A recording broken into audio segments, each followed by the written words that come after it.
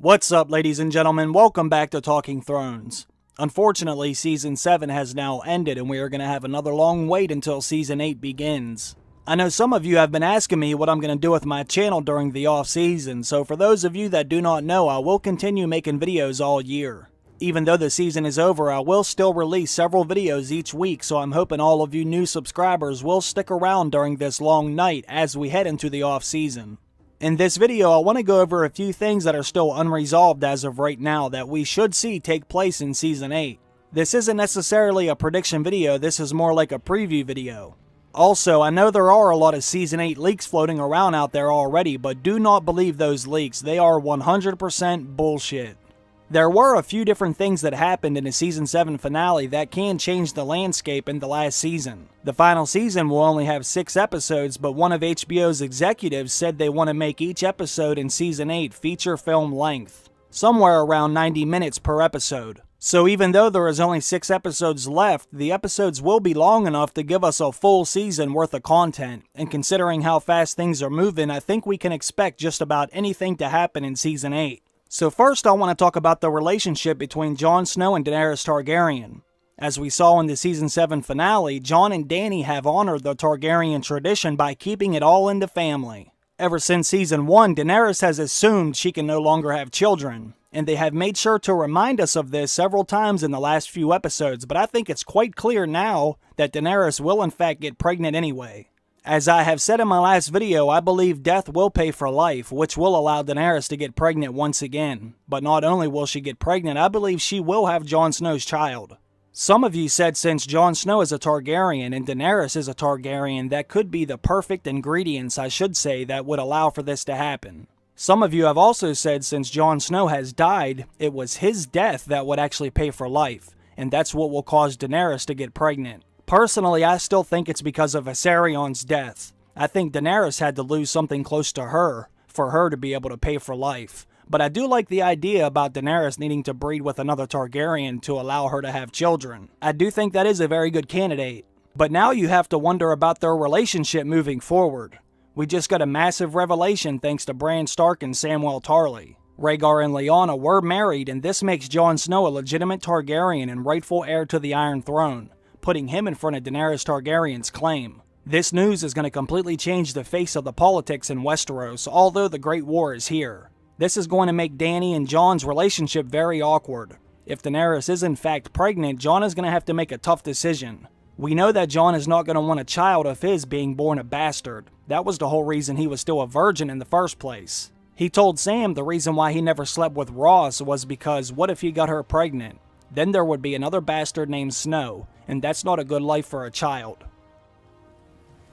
So I sat there, in the brothel, as Rose took off her clothes. But I couldn't do it. Because all I could think was, what if I got her pregnant? If she had a child, another bastard named Snow.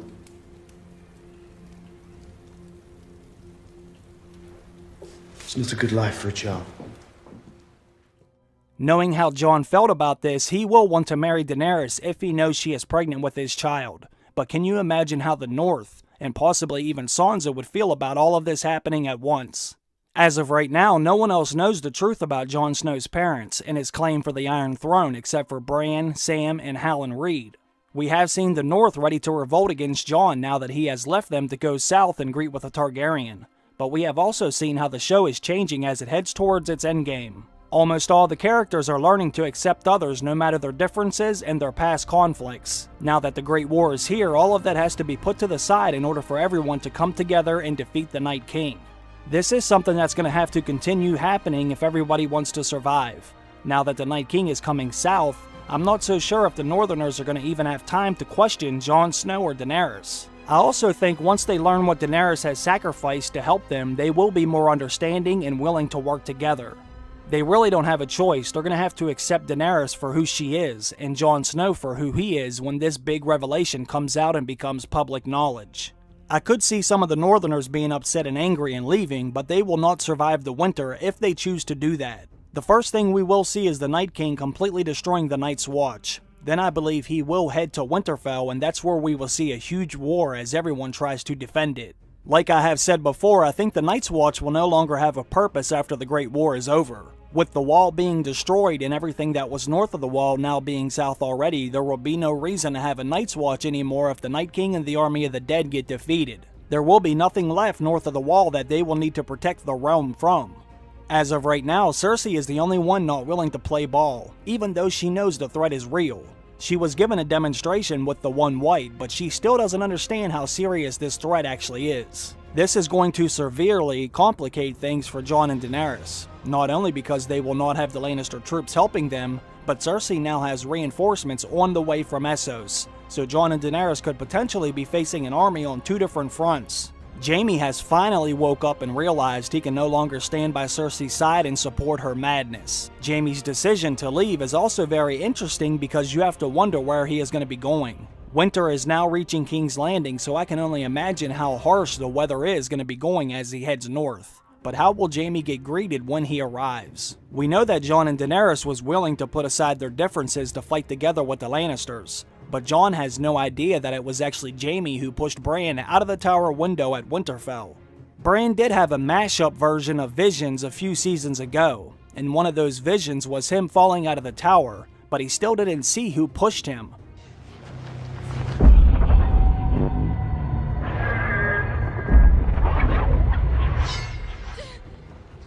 The only two people alive right now that know this for a fact is Theon and Brienne. Lady Catelyn was telling people that the Lannisters were responsible for this, but all of those people are now dead. But Brienne knows, and she is in the north. But I don't see Brienne ever snitching on Jaime. I think she still loves Jaime too much to see him be put in a position of possibly being executed for crippling Bran. So I want to ask all of you this. Everybody that is watching and listening to this right now, leave a comment down below and let me know what you think will happen with Jaime when and if he makes it to Winterfell. What will happen if Bran Stark reveals the truth about Jaime pushing him out of the window? Let me know what you think about that down below. Another interesting thing to note about Jaime heading north is now we are going to have all the Valyrian steel in one general place. And this was something I had talked about before too. This isn't a coincidence. Now that the Great War is here, we're going to need all the Valyrian steel in this war being put to use. All of the Valyrian steel swords in this show are now right where they belong. Jaime also knows those swords were made from Ned Stark's sword Ice, so I'm hoping after the fighting has ended, he could do the right thing and leave that sword with the Starks. That's assuming he's still alive after the war. But I'm not so sure Jaime's going to survive this war. He's not really capable of defending himself anymore. The only reason why he has survived this long is out of pure luck in his Valyrian steel plot armor. This also puts Jaime in position of fulfilling a prediction I made several months ago. Now that Jaime is going north, he could end up sacrificing himself for one of the Starks in order to complete his own redemption arc. If Jaime has to die, that would be a great way for him to go, by putting himself on the line for someone else. Someone that he had wronged in the past, but we will see. The stage is also being set for another redemption arc to be completed in Season 8. And this is another prediction I have made ever since spoiler photos came out showing Yara Greyjoy being a prisoner of Euron Greyjoy. Theon will take his small rescue team and attempt to save Yara, just like Yara tried to save Theon back when Ramsay had him as his captive. But I have a feeling Theon will be a little bit more successful. I know some of you completely disagree with me about this, but I believe Theon will complete his arc by putting his own life on the line while attempting to set Yara free, and in the process he will go head to head with his uncle Euron. Theon may die trying, and I can easily see that happening, but if he does, he will die doing something heroic for his sister, who he abandoned back in episode 2. There is only one season left, which means every single character's arc will come to a close. Whether you believe it or not, this is Theon's arc, just like I believe Jaime's arc will be for one of the Starks. This story began with Jaime pushing a Stark out of the window, and I think his story may end by saving one of the Starks, and that person most likely being Bran Stark in some way. But keep in mind, I know nothing. It's going to be interesting to see what all they are able to fit into this story during Season 8 with only 6 episodes left. I truly am hoping they do make each episode around 90 plus minutes like they said they wanted to do. There is still a lot of story left to be told, and even with all of its flaws, I am still very excited to see how things turn out in the end. So comment down below and let me know what are some of your initial predictions after seeing the Season 7 finale. What are some of the things that you can see happening when the final season begins? I'm curious to hear all of your thoughts. I am going to begin on my Season 7 finale breakdown video now, and I should have that ready to upload sometime tomorrow, so I hope to see all of you back for that one. And like I said earlier in this video, even though the season is over, I will continue to make videos all year, so don't go anywhere just yet. I want to thank you all for watching tonight's video. I really do hope you enjoyed it, and I also want to thank my Patreon supporters. Your generosity never goes unnoticed. I hope you all have a great night. Bye.